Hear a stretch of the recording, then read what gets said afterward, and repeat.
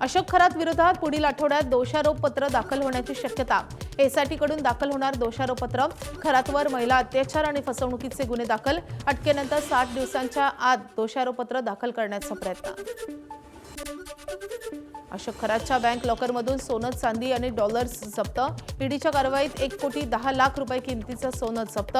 लॉकरमधील ₹5,25,00,000 रुपये किमतीचं $5,500 चलनही जप्त। खरातच्या मुलीच्या उपस्थितीत ईडीची कारवाई। अशोक खरातच्या संपत्तीची ईडीकडून तपासणी। आतापर्यंत ईडीनं खरातची 2,40,00,000 रक्कम गोठवली। खरातच्या एकूण 90 संपत्तीवरही ईडीची टाच। शिर्डीमधल्या अशोक खरातच्या जमीन गैरव्यवहारांचा पोलिसांकडून कसून तपास। शिर्डीतील जमीन व्यवहार कायदेशीर असल्याचा अशोक खरातचा दावा।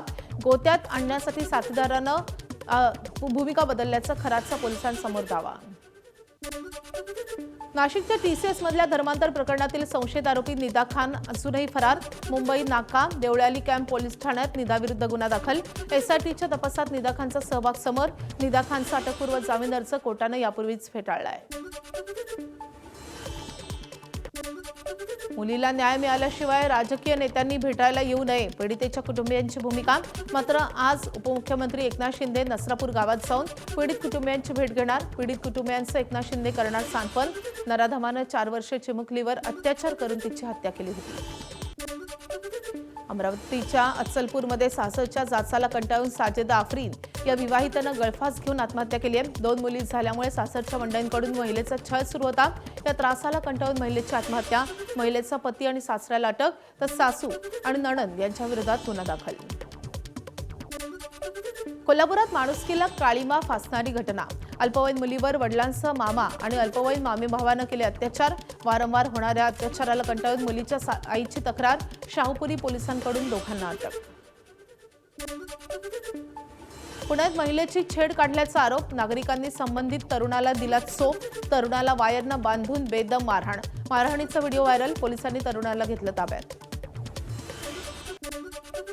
गोंदियातील देवरीत स्वतःच्याच घरी असलेल्या वसतिगृहातल्या 15 वर्षीय मुलीची छेड काढणाऱ्या आरोपीला अटक। घटनेनंतर 12 दिवसांपासून फरार होता आरोपी। काशीनाथ शहारेला 2 दिवसांची पोलीस कोठडी। शालेय निकालाच्या कारणावरून वडिलांकडून 9 वर्षीय मुलीची निर्घृणपणे हत्या। पुण्याच्या दौंड तालुक्यातली संतापजनक घटना। भावाचा पहिला नंबर आल्यानं वडिलांच्या भीतीनं मुलीनं मार्कशीटवर केली होती खाडाखोड। सोलापूरच्या बोरामणीतल्या तिहेरी हत्याकांडातील मुख्य आरोपी सटक। आरोपी शंकर उर्फ पप्पू म्हस्केला पश्चिम बंगालमध्ये जाऊन ठोकल्या बेड्या। संपत्तीच्या वादातून बोरामणीमध्ये भाऊसाहेब पुतणे आणि पुतणीची हत्या करून आरोपी झाला होता फरार। 5 दिवसांनंतर आवळल्या मुसक्या।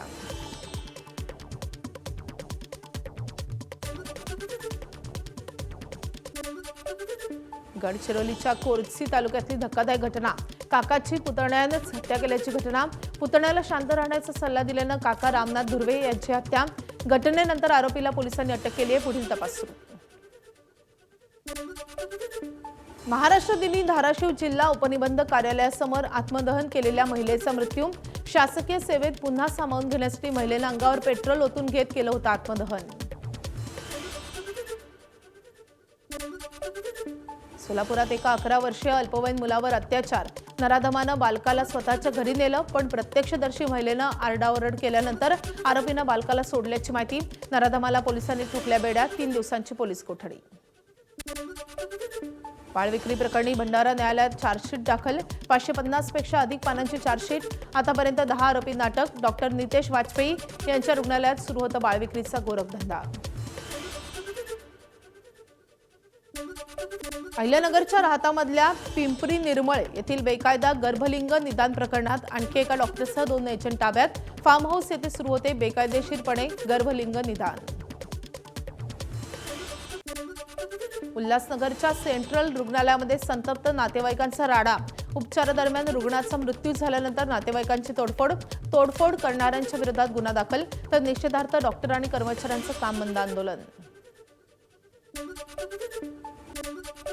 मुंबईच्या नेस्को ड्रग्ज प्रकरणाला आंतरराष्ट्रीय कनेक्शन असल्याची माहिती। पार्टीसाठी युरोपातून 4000 एक्स्ट्रेसी गोळ्या मागवल्याचा संशय। पोलिसांकडून 935 गोळ्या जप्त। इतर गोळ्यांचा शोध सुरू, तर मुख्य आरोपी महेश खेमलानीची पोलीस कोठडी 10 मे पर्यंत वाढली।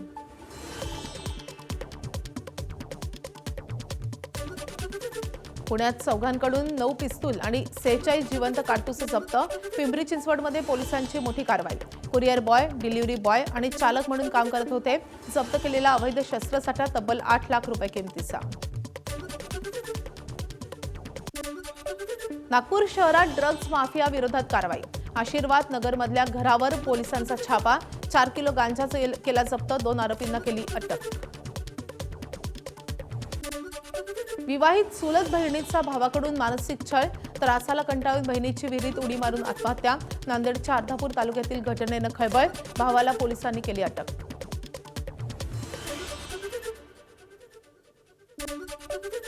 नागपूर जिल्ह्यात अवैध उत्खनन करणाऱ्यांची मुजोरी. नायब तहसीलदारांना 3 ते 4 किलोमीटरपर्यंत जेसीबीला लटकवून नेलं. कुहीच्या बोरी नाईक परिसरातली परवा रात्रीची घटना. पोलीस घटनास्थळी येताच जेसीबी सोडून चालक फरार.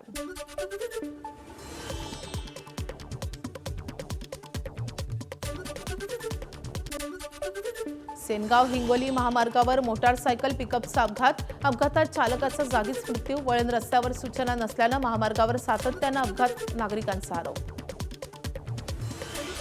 पालघर जिल्ह्यातल्या बोईसर एमआयडीसी परिसरात जागेच्या वादातून तुफान हाणामारी. जागेसंबंधी कोर्टाचा निकाल लागल्यानंतर 50 ते 100 जणांच्या जमावाकडून गाळ्यांची तोडफोड, हाणामारी तर पोलिसांच्या हस्तक्षेपानंतर परिस्थिती नियंत्रणात.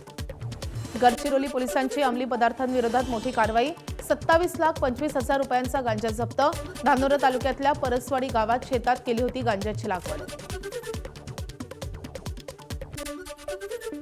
नंदुरबारमध्ये सिनेस्टाईल पाठलागात दारू तस्करीचा पर्दाफाश. गुजरातकडे दारू तस्करी होत असल्याची गुप्त माहिती पोलिसांना मिळाली आहे. पोलिसांनी कारसमोर ट्रॅक्टर लावून अडवली कार. 13 लाखांचा मुद्देमाल जप्त. नाशिकच्या मालेगावातल्या सराईत गुन्हेगार अकबर चोरवा स्थानिक गुन्हे शाखेच्या जाळ्यात. मालमत्तेविरुद्धच्या अनेक गुन्ह्यांमध्ये आरोपीचा सहभाग. पवारवाडी, मालेगाव शहर आणि येवला शहर पोलीस ठाण्यात गुन्हे दाखल.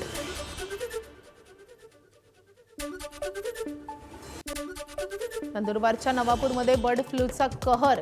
गेल्या 6 दिवसात जवळपास 2.5 लाख कोंबड्या नष्ट. ग्रामीण भागातील अनेक पोल्ट्री फार्मवरील कोंबड्यांचं कलिंग.